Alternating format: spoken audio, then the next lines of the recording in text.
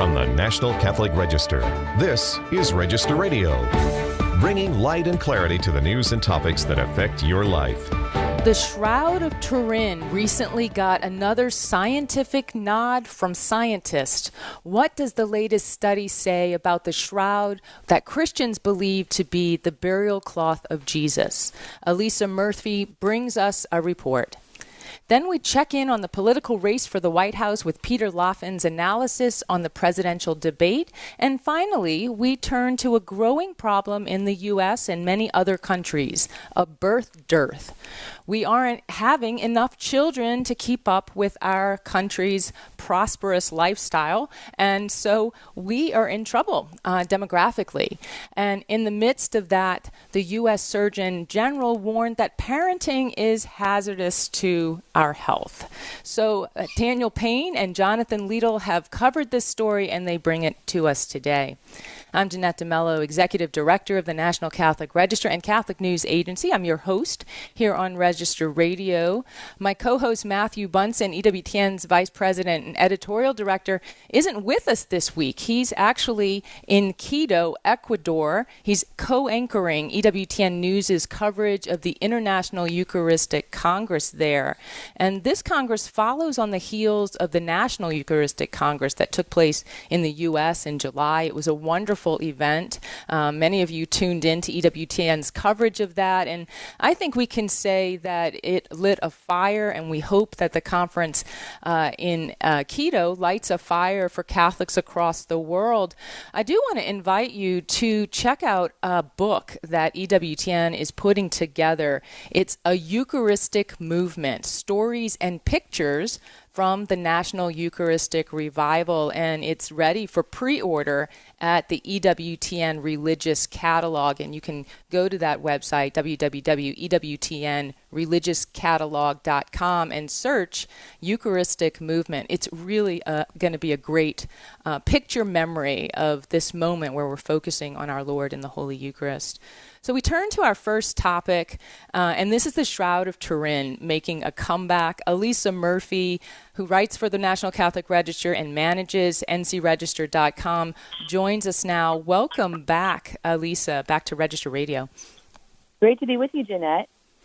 You know, Jesus told us he'd be with us till the end of days, right? That was his promise to us. And he probably knew there'd be a ton of skepticism about his presence with us. That's why he left us the sacraments. That's a big sign. That's why we pay so much attention to the Eucharist right now. But the Shroud of Turin is another sign. And many believe this is Jesus' burial cloth. The mainstream media, of course, has always been skeptical about this, and the shrine has made headlines again, Alyssa. So why is the Shroud of Turin in the headlines again? You know, it really is amazing and does speak to the physical reality of Jesus. It was just a couple of weeks ago, all over social media, news was trending about the Shroud of Turin, the burial cloth of Christ.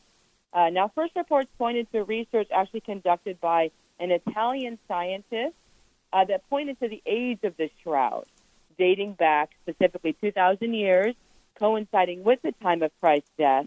Now, on deeper investigation, this was actually old news. The Register's own Edward Penton had been the first to report on this amazing research back in 2022. They actually used X-ray methodology to determine the age of the shroud's fibers. Now, interestingly enough, this research was done by tandem with another scientist, Professor G. Fanti of the University of Padua. And it just so happens that while this news is trending, Professor Fanti himself comes out with a new report, new research, that really points to the suffering of Jesus and how the shroud actually shows the way in which Christ was killed. And, of course, I am no forensic scientist, but I got to put that hat on a couple of weeks ago. The New York Post first reported on the study. They said it focused on blood stains and scourge marks found on the shroud that allude to Christ's death by being nailed to a cross. And, of course, I am no hematologist, but the research points to the traces of blood and how this high percentage of creatine found in that blood actually speak to our Christ's last hour on the cross.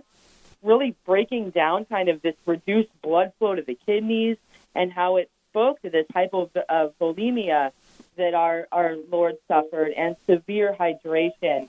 And reading from the study, it said the high percentage of creatine found really did speak to the suffering Christ experienced.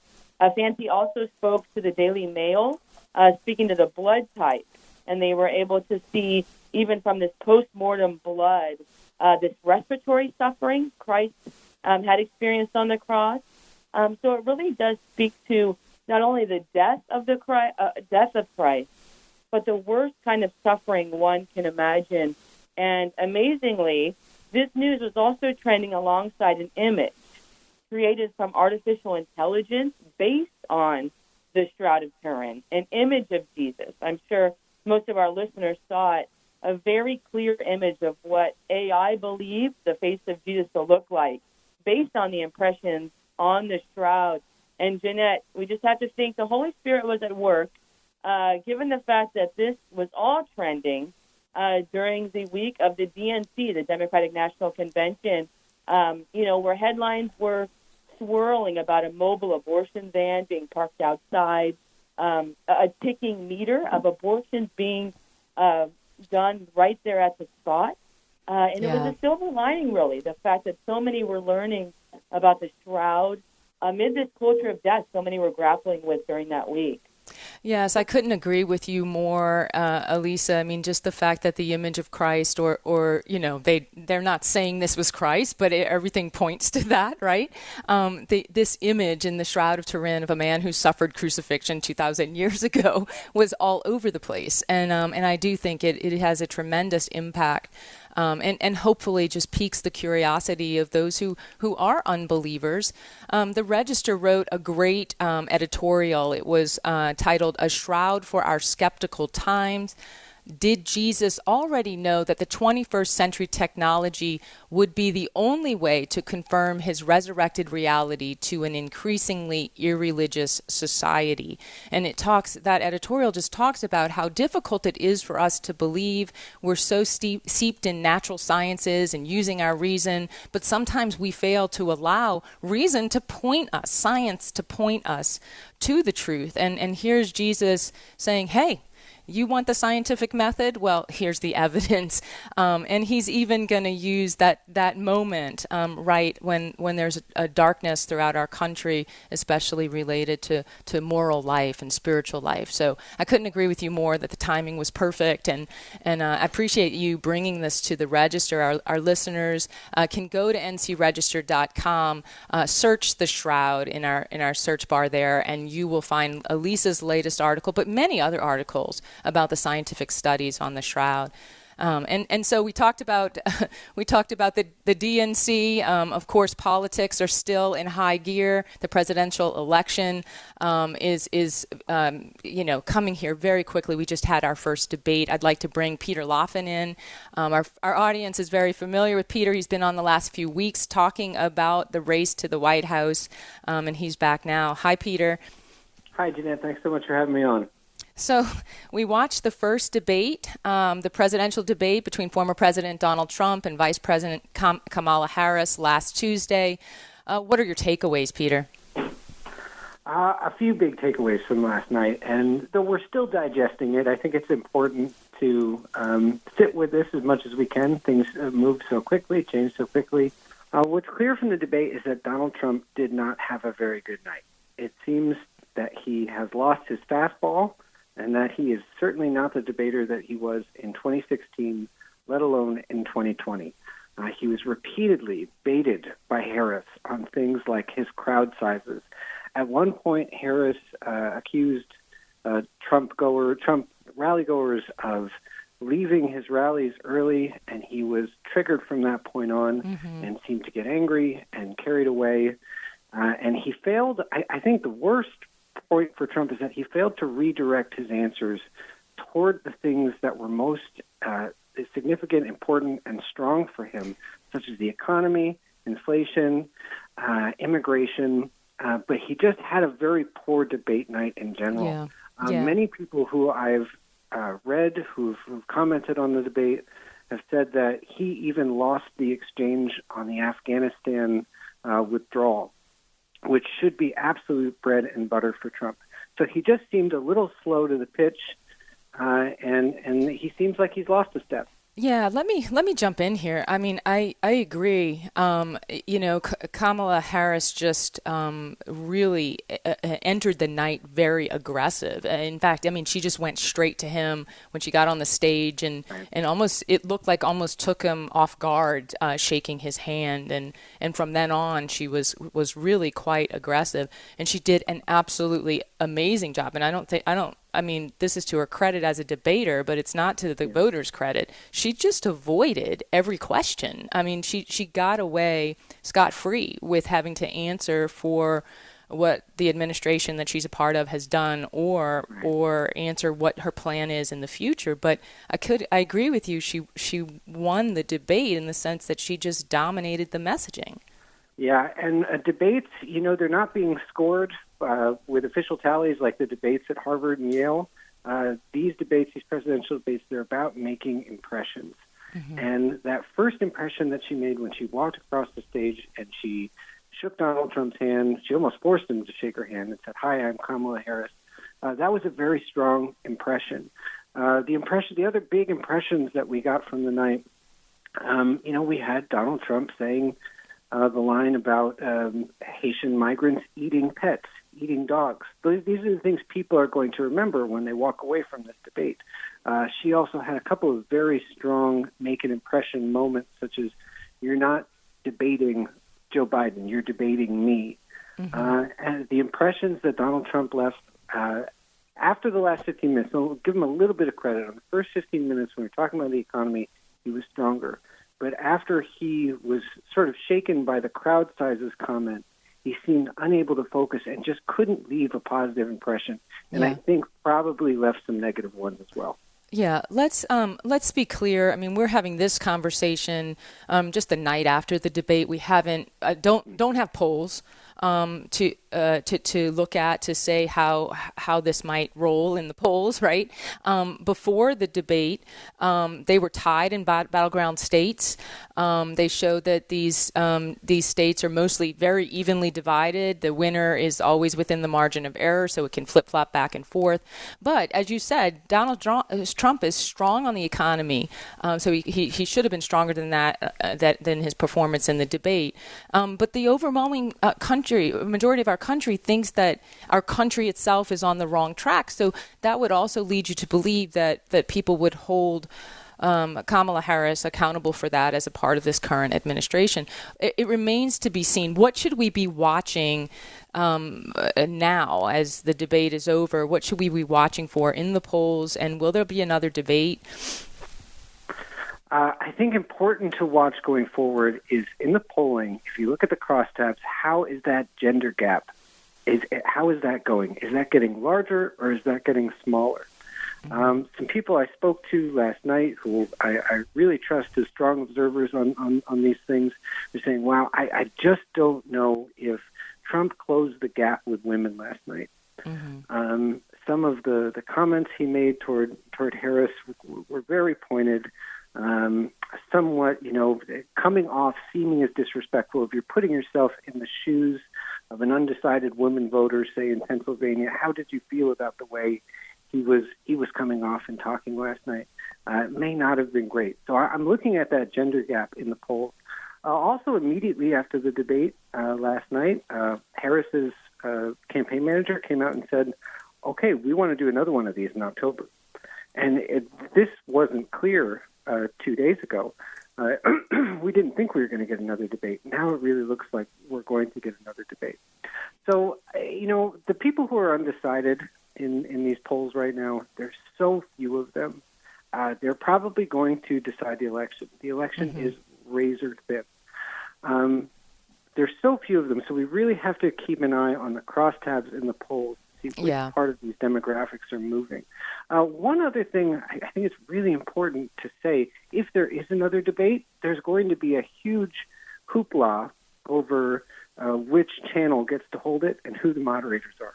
because Right. that was an absolute scandal last night. And, there's so much to talk about in terms of the job ABC News did.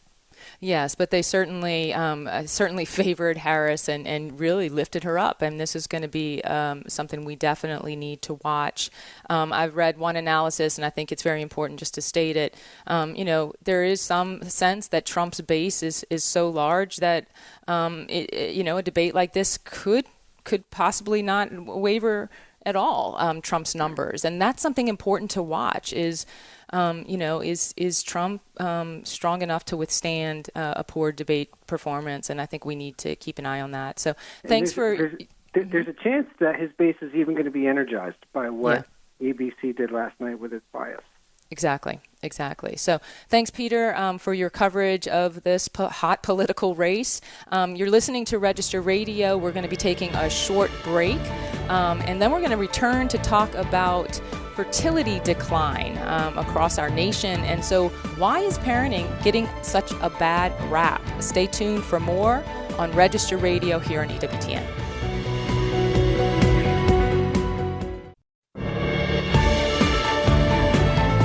Let's return to Register Radio on EWTN. Welcome back. I'm Jeanette DeMello, Executive Director of the National Catholic Register and Catholic News Agency, your host of Register Radio here on EWTN. The U.S. fertility rate fell to record lows in 2023. That's according to the National Center for Health Statistics.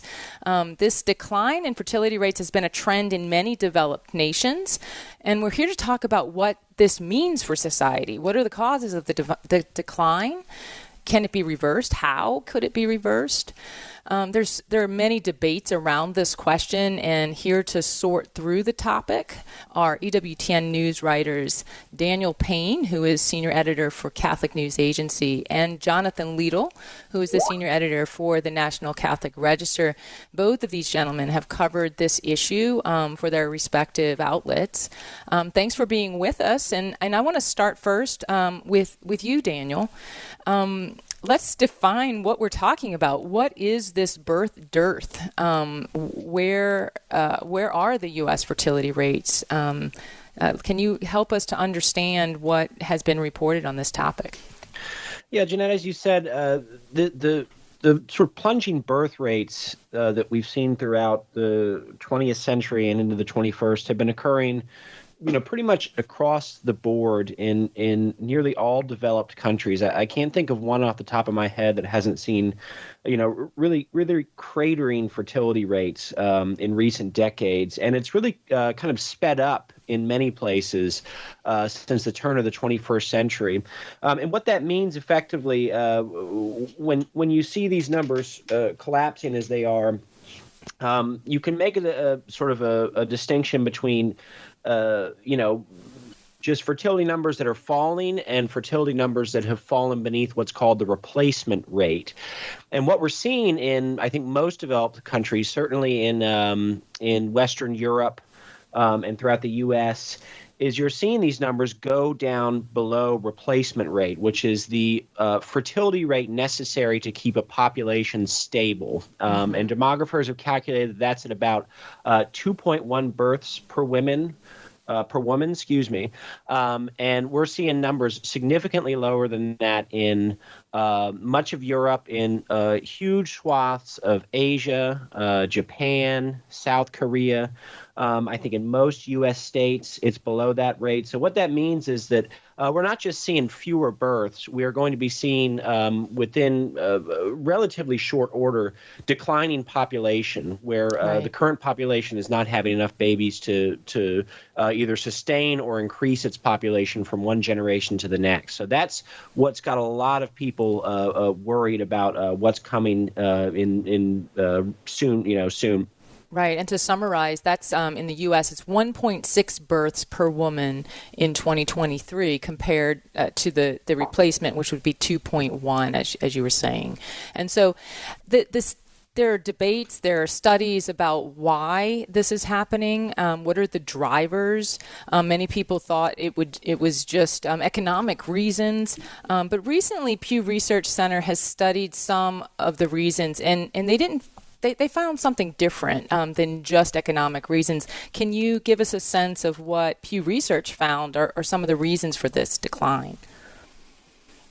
Yeah, there has been this academic discourse for years about how the reasons driving the collapse in fertility are primarily economic, that it's too expensive to have a baby, it's too expensive to raise children, childcare is too expensive, food, housing, education, all those price tags are too high. But as surveyors and researchers delve into this topic more, what they're finding is that a large and growing number of young people are saying that they don't want kids simply because they don't want them. Specifically because they'd prefer to do something else. They'd prefer to sort of invest more time in themselves, in their education, in their career, in their recreation. So this conventional wisdom that's been persistent for years that if we just had a better economic situation, if we had more financial support for new parents or for growing families, that we could reverse these trends. It's actually being disputed and in some ways debunked by these numbers that show that people just simply don't want kids, that they would rather have a life without children, without many children, or without any children at all. So that's been sort of a shift in the discourse that we're seeing. Yeah, I want to bring Jonathan in here. Jonathan Liedl, you've been writing or studying this topic. You've talked to a lot of experts, and they're understanding, this problem of is it not having the money, or is it demand? There's no longer a demand for children. People don't want them. That's crazy. But what are you finding when you talk to the experts? Yeah, well, first of all, Daniel's exactly right. It seems like everyone agrees that there is a fertility crisis. In fact, about a month ago, we had J.D. Vance, the GOP candidate for vice president, and Kamala Harris, who, of course, is running for president as a Democrat. We had them kind of engaging in a sort of a child tax credit arms race. They went back and forth between who was going to offer a more financially juicy child tax credit. So it's a nonpartisan issue, I think, in terms of addressing the fertility crisis. And as Daniel put his finger on, there's really a debate going on. And really the way I think about it, kind of two ends of the spectrum, is the fertility crisis and therefore the solution to it, primarily a material issue or an issue of meaning. I think the Pew study that Daniel cited, it certainly found, right, that when people responded to the question of why aren't you having kids, the responses showed that financial reasons were under 40%. Well, I think it was close to 60% that said, I just don't want to. But I've talked to people on both ends of this spectrum, and some would suggest that the debate is not over. I talked to Lyman Stone at the Institute for Family Policy, who addressed this poll specifically, and he said, yes, it's true that this is what people said, but if you actually look at the numbers, if you look at the data, there's what's called normal elasticity between sort of spending on pronatal interventions and the actual fertility rate, meaning there's like a reliable causal connection between a certain dollar amount you spend and a noticeable impact on the fertility rate. He had some comments that people who dispute this, he said, are simply bad at math. But there are other factors that go into it, right? Like different programs, he would argue, have more bang for your buck, so to speak. So, for instance, there's a lot of emphasis right now in U.S. policy circles, even on the Democrat side of things, for things like paid paternity leave or things like subsidized childcare. He said that things like these, they do provide some benefit, but interestingly enough, they actually increase workforce attachment, he said. Right. So they make it easier for someone to stay in the workforce, and therefore those opportunity costs of leaving to have more kids remain higher. He's a big advocate of what they call a baby bonus, which is straight cash for people, families when they have kids. And also other social factors, like Daniel mentioned South Korea. South Korea is a country that has a fertility rate of 0.7%. So if the replacement rate is 2.1 per woman, it's at 0.7. So that means its population is heading to be halved, more than halved in the coming generations. Yeah, I'm going to jump in because we're almost out of time. Yeah. As always, this is a hot topic, something that needs so much discussion. And I'm so grateful that you guys have delved into it, because we can point our listeners to your article, Jonathan at ncregister.com and to Daniel's at catholicnewsagency.com.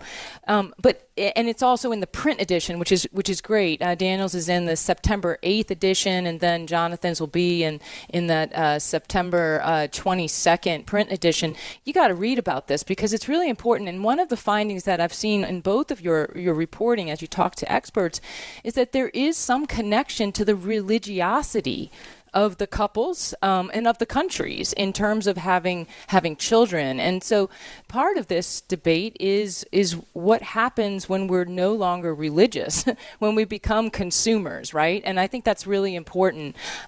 We're all out of time, so I'm pointing our listeners to our platforms to read about this, and maybe we'll talk about it again soon, because I think it's hugely, hugely important. So thank you so much for being with us and reporting on this. Listeners, remember there's more news, analysis, and commentary at the National Catholic Register, ncregister.com. Thanks for joining us here on Register Radio on EWTN. With my producer, Michael McCall, I'm Jeanette DeMello, and I pray that until next week, God bless you. For more information about the National Catholic Register and about Register Radio, go to ncregister.com. Podcasts of Register Radio are posted on ncregister.com and on EWTN.com. Join us next week at this time for Register Radio on the EWTN Global Catholic Radio Network.